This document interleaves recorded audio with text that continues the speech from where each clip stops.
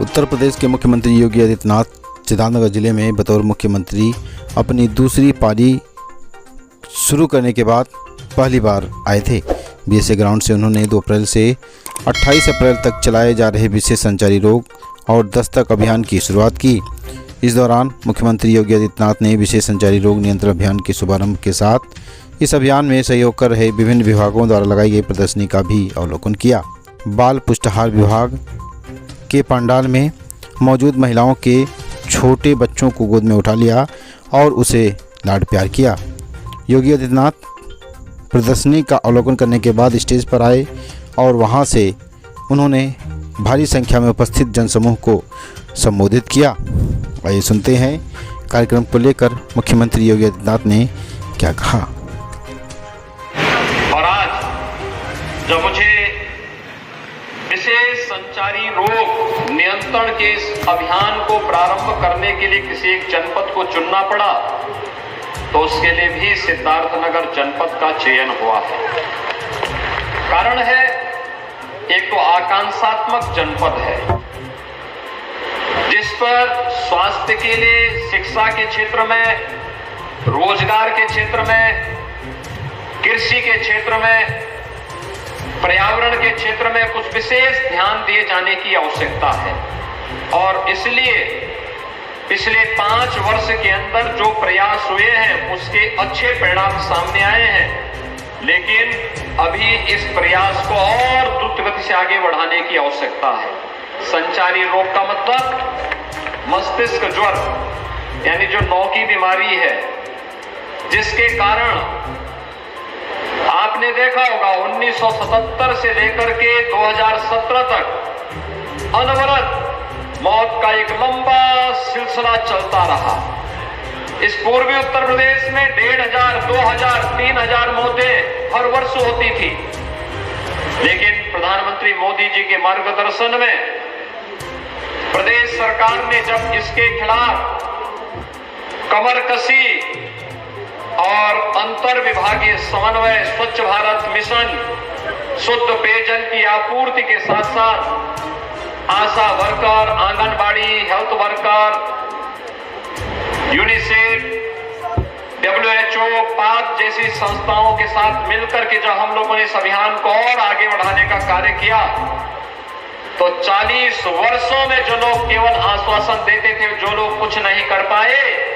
हमने मात्र 4 से 5 साल के अंदर इंसेफ्लाइटिस को पूरी तरह समाप्त करने का कार्य करने में आप सबके सहयोग से आज सफलता प्राप्त की है। इंसेफ्लाइटिस इस क्षेत्र का एक अभिशाप बन चुका था, यानी मस्तिष्क ज्वर इस क्षेत्र का एक अभिशाप बन चुका था।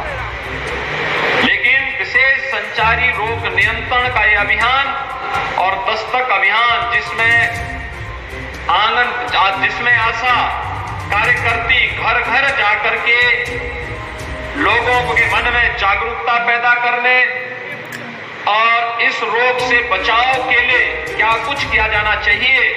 इसके बारे में जो विशेष अभियान प्रारंभ करती है, उस अभियान के क्रम में आज एक बार फिर से मुझे आपके इस जनपद में आने का अवसर प्राप्त हुआ है। भाइयों बहनों, हमारे पूर्वज एक बात कहते थे कि रोग के उपचार से महत्वपूर्ण बचाव है। ये जागरूकता का कार्यक्रम जो अभी प्रारंभ हो रहा है, ये उसी बचाव के लिए हम सबको तैयार करने का एक माध्यम है। हम अपना बचाव करें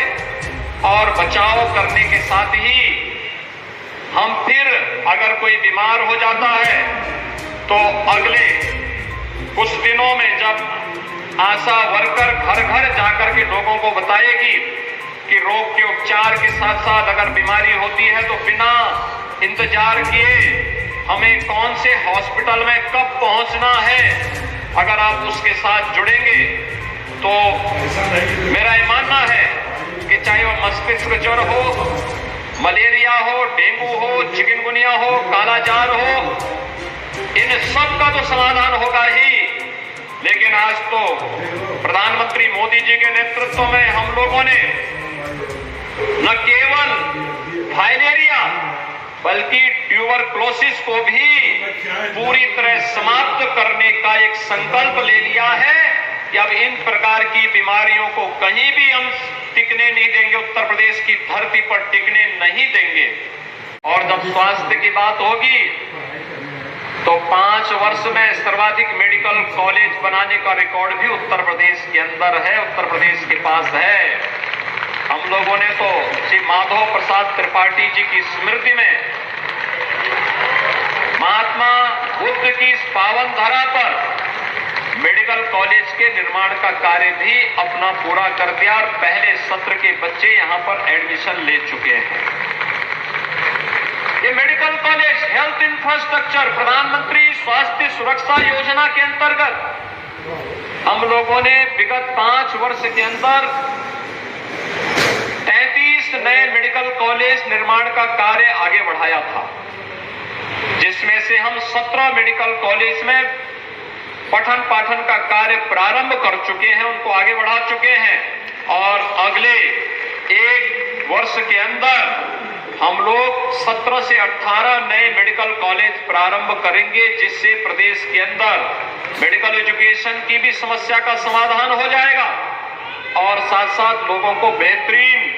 विशेषज्ञ स्वास्थ्य सुविधा भी यहां पर प्राप्त होगी।